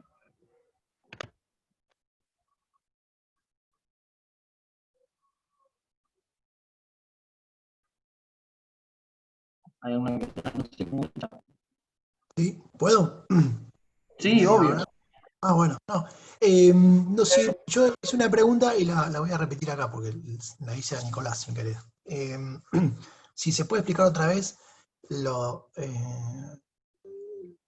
la propensión, digamos, de los gremios o de los sindicatos a mantener, no sé si el salario relativo, entendí algo ahí.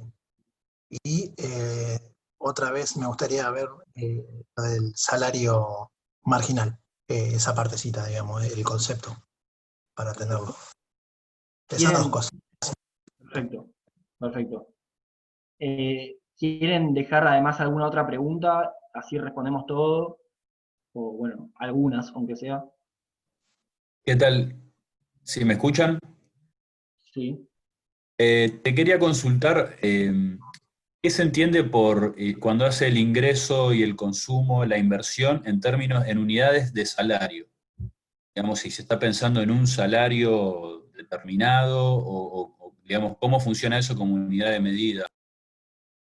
Gracias. Ok, perfecto. Hola, buenas noches. Sí, buenas noches. Mira, y yo quería consultarte o a ver si lo tengo claro para que lo que pensemos juntos. Entonces, la desocupación involuntaria se estaría dando por una insuficiencia de inversión en que a la vez al generar un crecimiento, eso genera mayor capacidad de consumo, pero una propensión decreciente a consumir, por lo tanto un ahorro creciente. Entonces habría un desacople entre la inversión y el ahorro, que es lo que produciría la desocupación a largo plazo, la desocupación involuntaria, porque un crecimiento gracias a la inversión, nos está provocando un mayor ahorro, que no necesariamente después se canaliza hacia la inversión nuevamente. Hay como una lógica secuencial en el pensamiento de Keynes, un paso tras otro y no esa del equilibrio general que todo se instantáneo, se acomoda instantáneamente en un momento. Perfecto.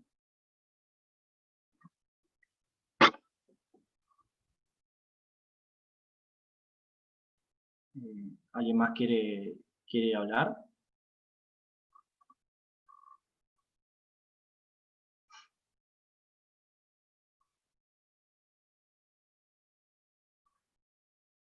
¿No? Bueno.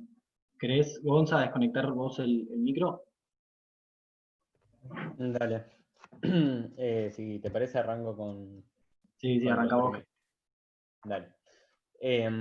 Lo de los salarios reales, salarios nominales y qué rol juegan los gremios y las organizaciones sindicales en ese contexto.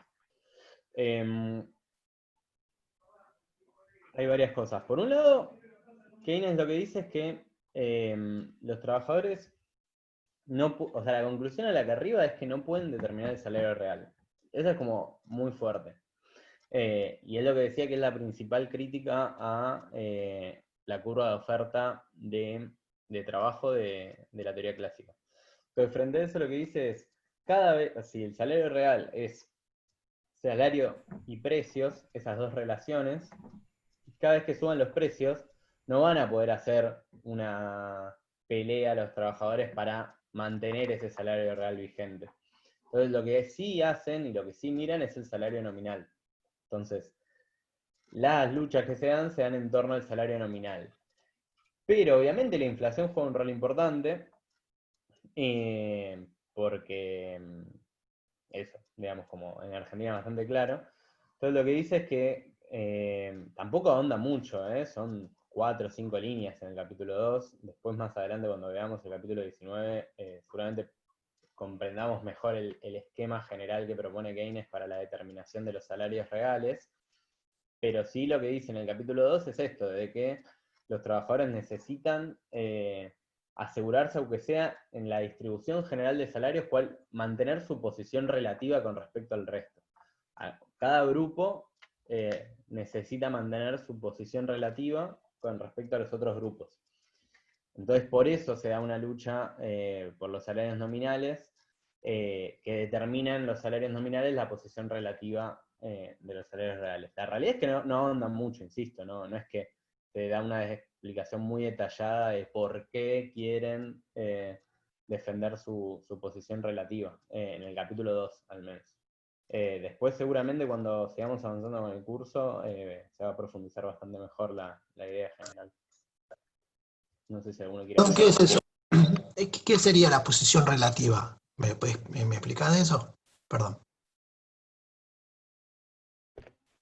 Claro, digamos, de la distribución general de salarios, no es lo mismo lo que la posición que tiene un grupo que respecto a otro. Por ejemplo, los bancarios, en el caso de Argentina en concreto ahora, tienen una posición relativa, están acostumbrados a que su salario real determine una determinada parte en el componente general de los salarios reales.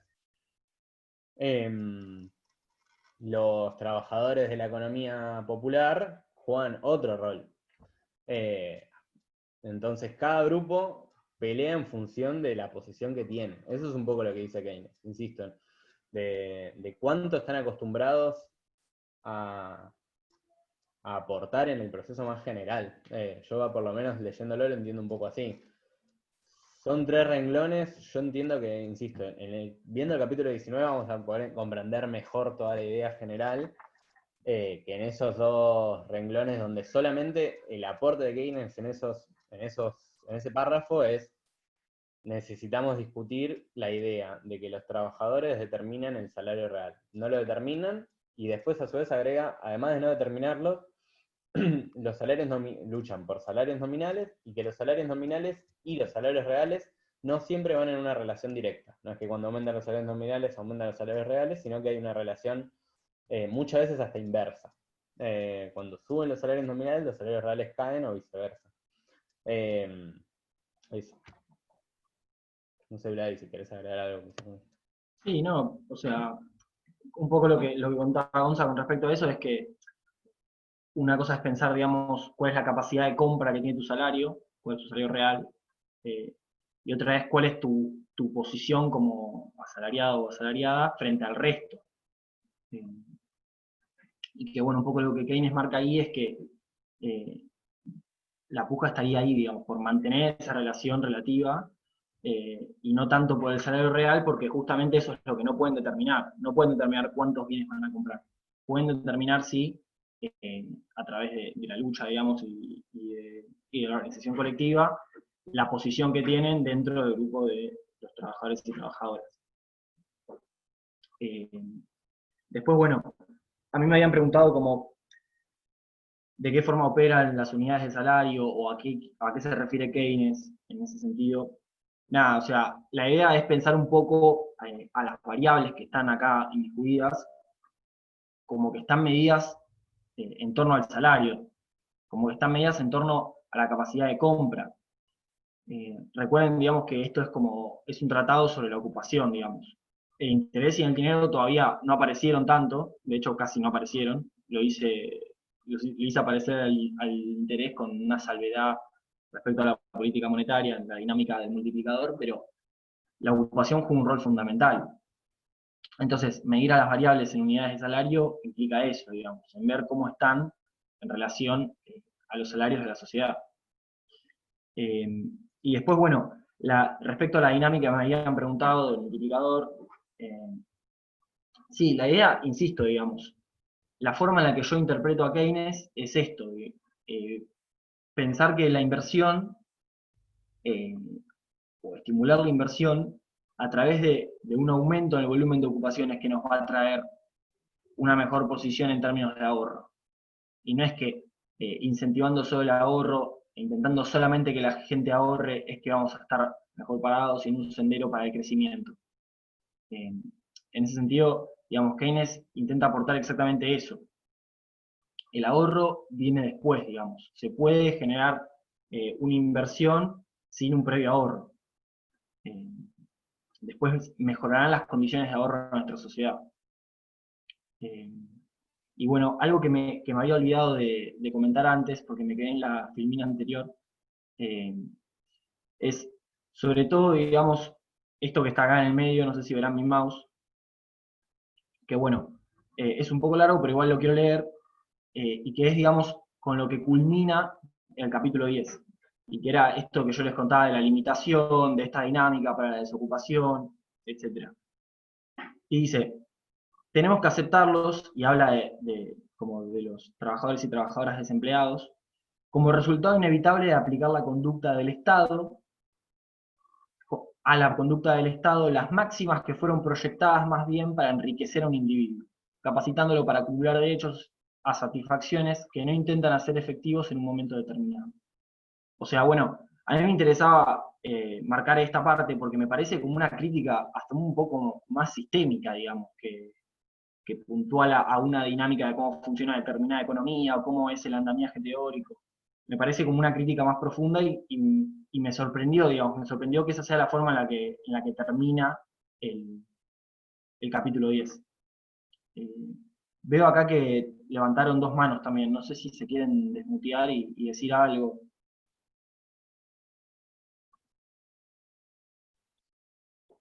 ¿Cómo va? Sí, no sé si se me escucha.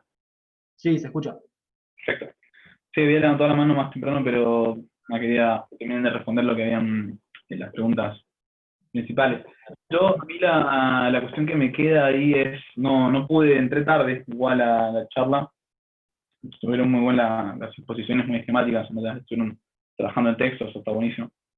Me quedan un par de cuestiones que están buenas para intercambiar. A mí me queda mucho la duda cuánto es lo que efectivamente Keynes rompe con los neoclásicos, por 2 cuestiones. Una es hasta qué punto, bueno, abandona la metodología que utilizan los neoclásicos, esta cuestión de la modelización, digamos, entender los hechos económicos o la comprensión de lo que está pasando con la sociedad a través de modelos. Digamos que acá hay varios estudiantes de economía, todos sabemos que los modelos son efectivamente simplificaciones de la realidad por medio de cuantificaciones. Eso para mí tiene muchos límites para comprender la realidad, solo es eso, expresan relaciones cuantitativas, que algunas veces intentan ir en causalidades, pero tienen muchos límites para ver cuáles son efectivamente los causantes de tal o cual hecho económico, digamos, por ejemplo el salario real. Y lo segundo que me hace mucho ruido de cuánto rompe Keynes o no con los neoclásicos es cuánto rompe con la teoría del valor, digamos, que es efectivamente el hecho, digamos, la concepción más primaria para pensar una escuela económica, por así digamos. O sea, la teoría del valor pensando cómo se determinan los precios, cómo se determinan los salarios, etc.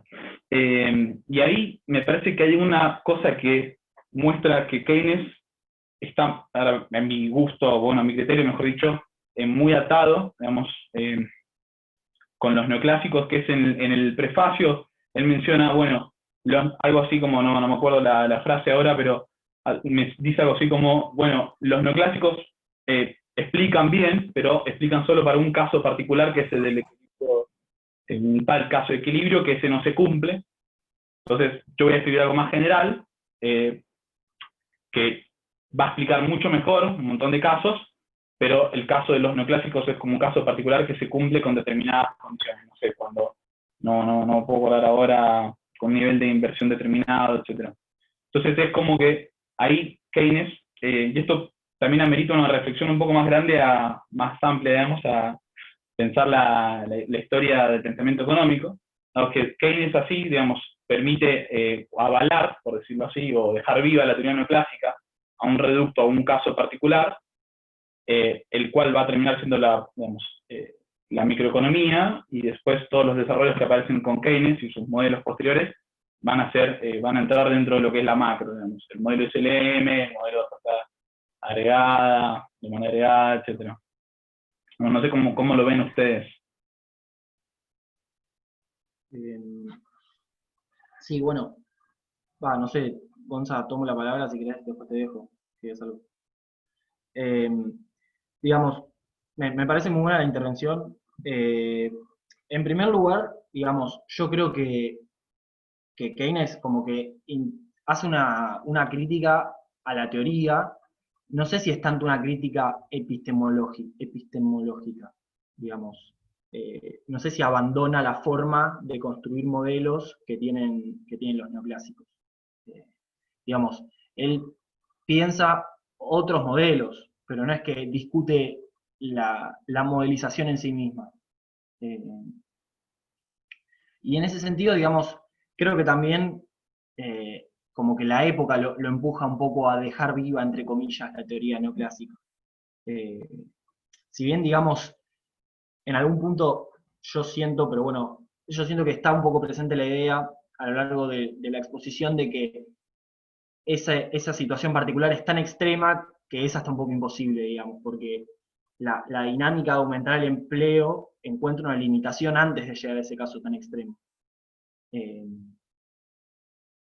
Y bueno, en sí mismo, digamos, a mí también me parece muy válido lo que decís de que los modelos muchas veces esconden un montón de cuestiones y que son un abordaje de tendencias de la sociedad y de cuantificaciones.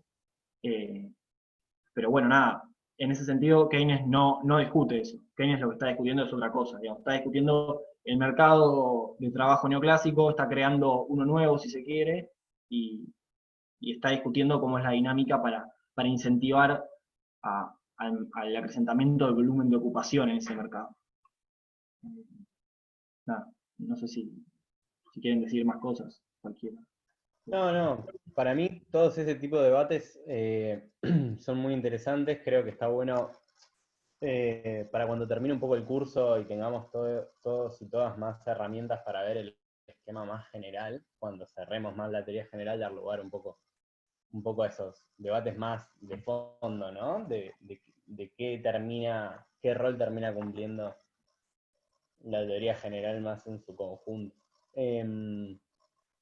Pero no, estoy bastante en sintonía con lo que dicen. Creo que eso, cuando termine un poco el curso, podemos dar más lugar. Hay un montón de estos debates que se pierden un poco por la virtualidad, ¿no?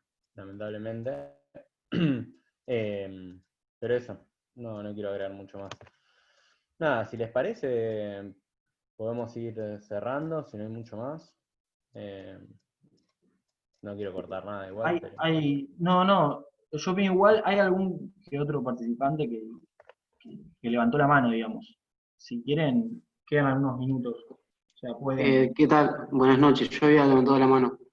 Tomando el punto de Mateo, yo creo que lo que le da relevancia a la crítica de Keynes es justamente que nace del corazón de la propia teoría marginalista, por así decirlo, y utiliza su herramental para decir, bueno, miren muchachos, usando su herramental y sacando un par de supuestos puedo llegar a un resultado completamente distinto que tiene ciertas repercusiones que hace que se derrumbe todos sus postulados, justamente por la debilidad de sus premisas y de sus supuestos. Entonces creo que como él le da como lugar a que nazca una nueva crítica, digamos, a partir de su propio modelo.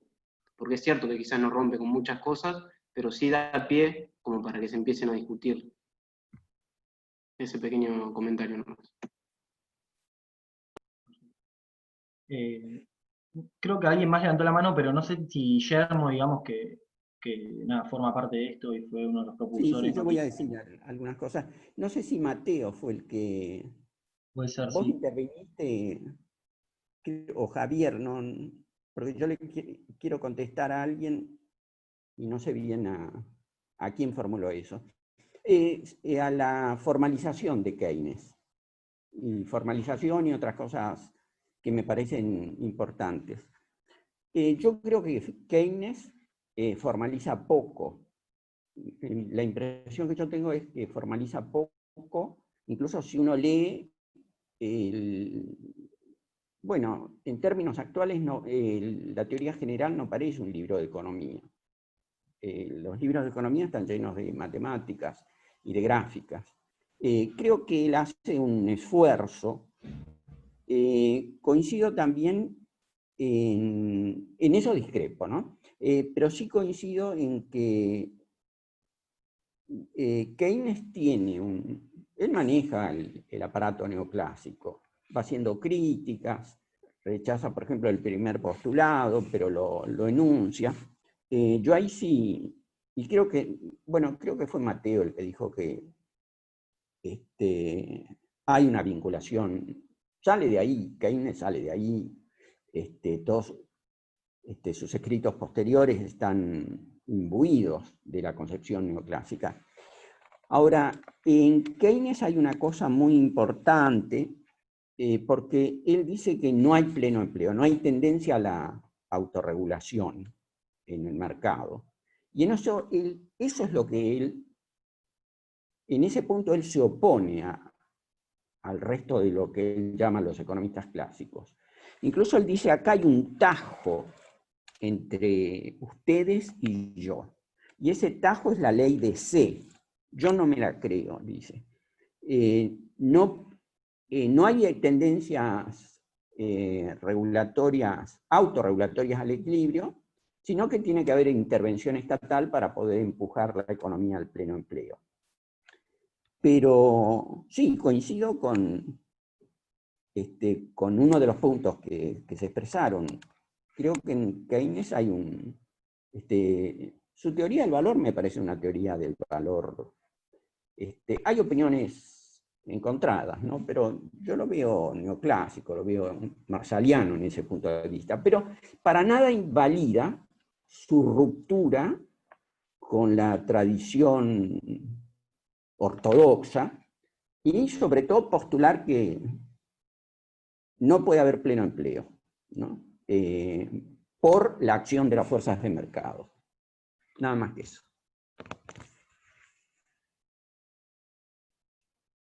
Perdón, me veo tentado, sí creo que he dado, Guillermo.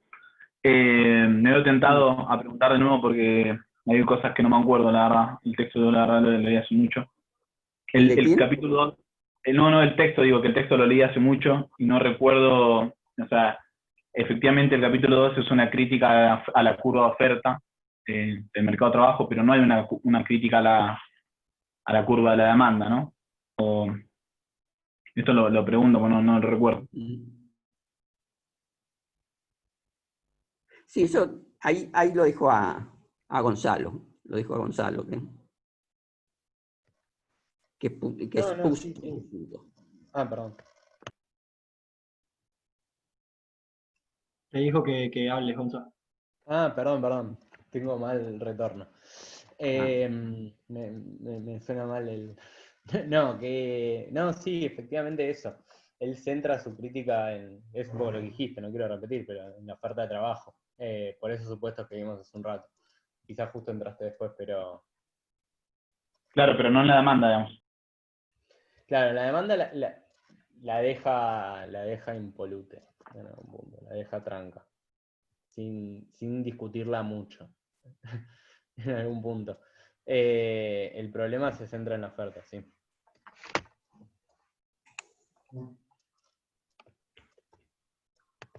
Bueno, si les parece, podemos cerrar acá y dejarlo para el viernes que viene. Nada, Bueno, nuevamente. agradecer a todos. Ahora, ahí Joaco tenía una a pregunta. todas. Sí, perdón, tipo, muy de última. Quería preguntar una cosa que como no me termina de cerrar. Si es que Keynes plantea el principio de la demanda efectiva como una contraposición a la ley de Say. Si es como que con lo que él intenta contrarrestar los postulados de la ley de Say, o me estoy confundiendo. Sí. Él endilga a sus contemporáneos una excesiva preocupación por la oferta, a tal punto que para los economistas de la ley de C, como él los denomina, la oferta crea su propia demanda. Bueno, y la posición de Keynes es una posición muy opuesta. Todo viene por el lado de la demanda efectiva. Es así.